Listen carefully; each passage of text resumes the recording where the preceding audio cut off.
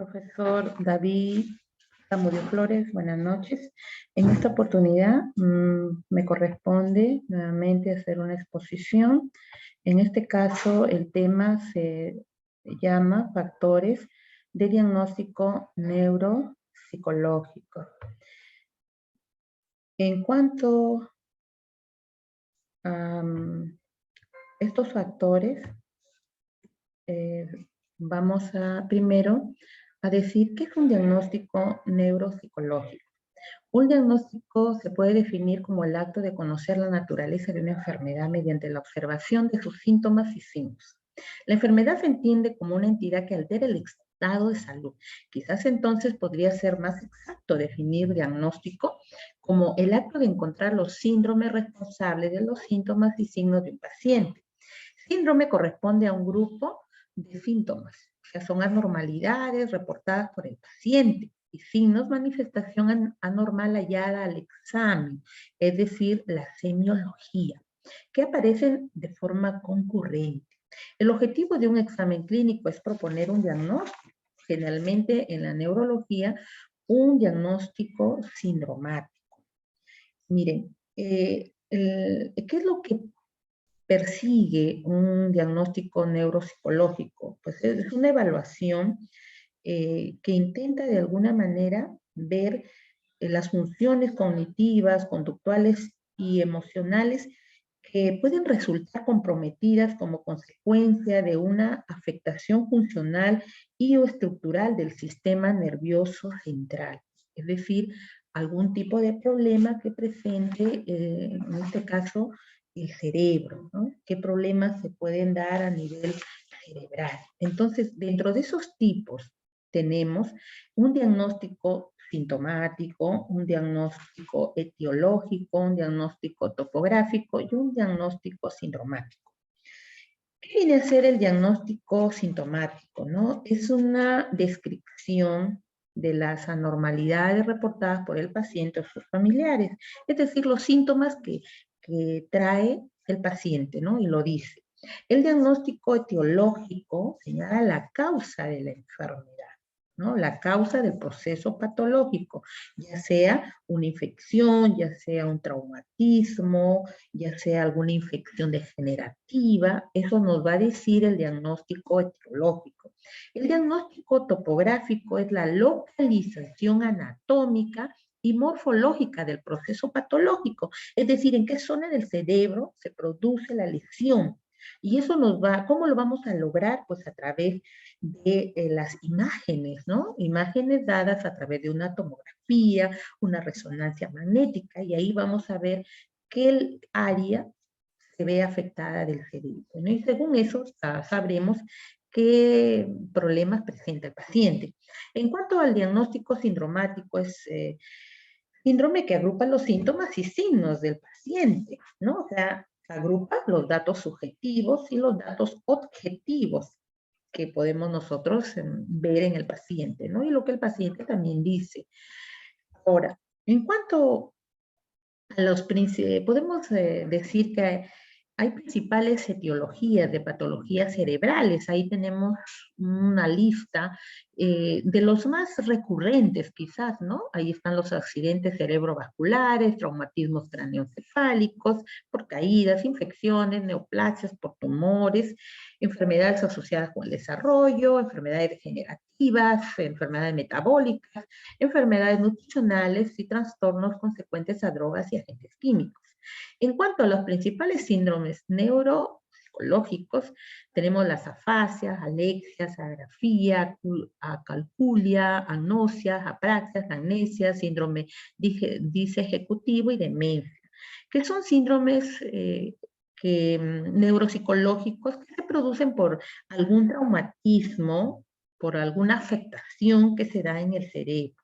Bien, entonces, en cuanto al ejemplo en el que podamos nosotros ver, ¿no?, los diferentes diagnósticos, pues tenemos aquí un accidente cerebrovascular, isquémico de la corteza prefrontal, es decir, un pequeño coágulo de sangre que se ha formado en la corteza prefrontal, ¿no? En cuanto al diagnóstico etiológico, vamos a decir pues que se ubica o es un accidente cerebrovascular. Ahí está, ¿no? Nos está diciendo la causa. ¿Cuál es la causa? Ahí está, que es un accidente cerebrovascular y que se ha formado un pequeño coágulo de sangre en la parte prefrontal del cerebro. Ese es el diagnóstico etiológico. En el diagnóstico topográfico podemos darnos cuenta qué áreas del cerebro se han visto comprometidas en este ejemplo, que es el área 10, 11, 13 y 47, que corresponde a la memoria y a la conducta. Y según Luria, está comprometida la tercera unidad, ¿no? La tercera unidad que viene a ser el que programa y verifica la actividad cognitiva.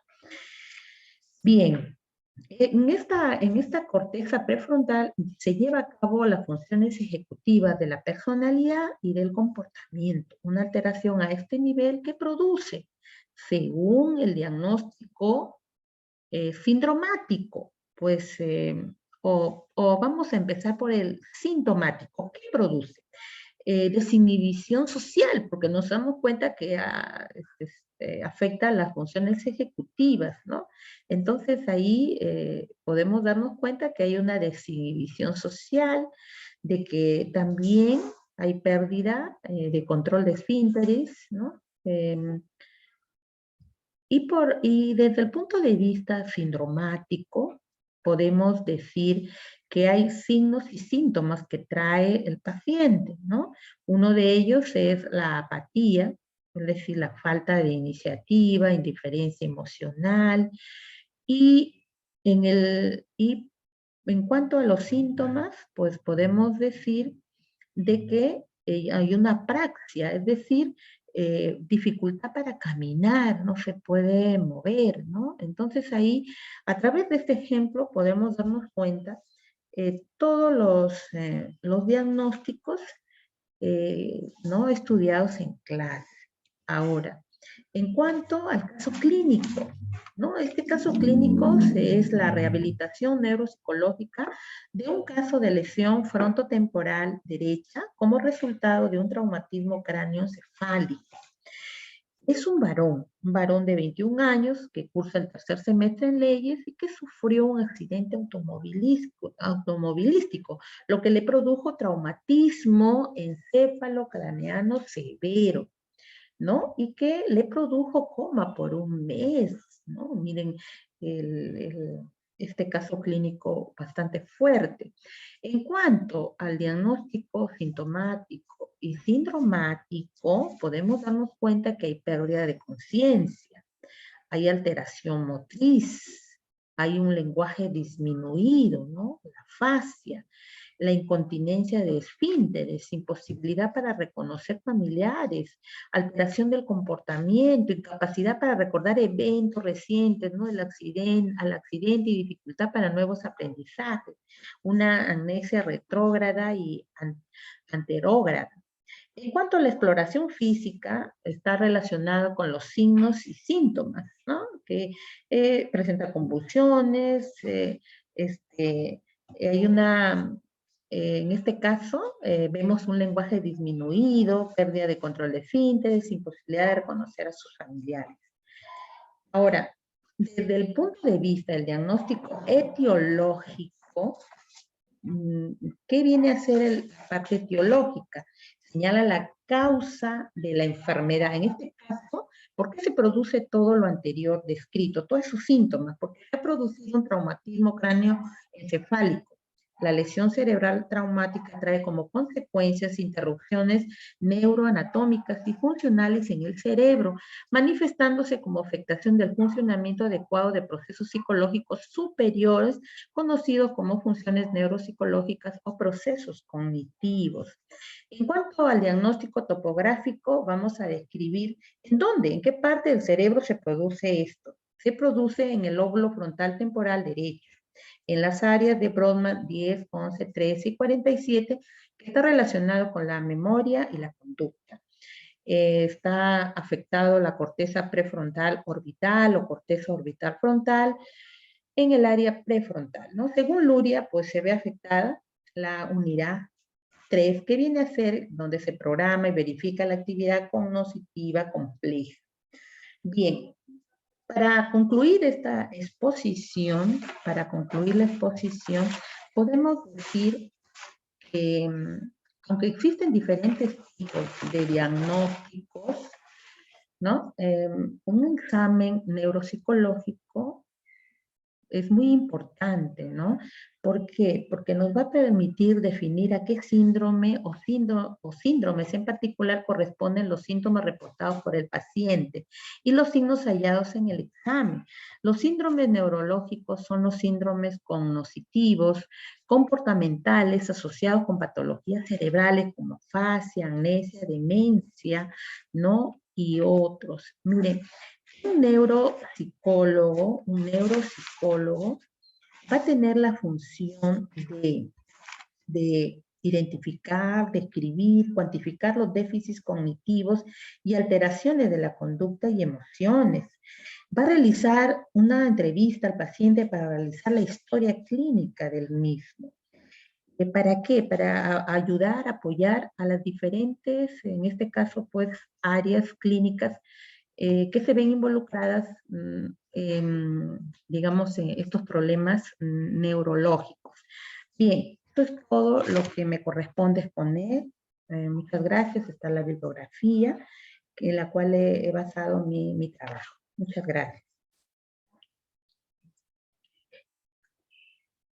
Ay, ya me hice así.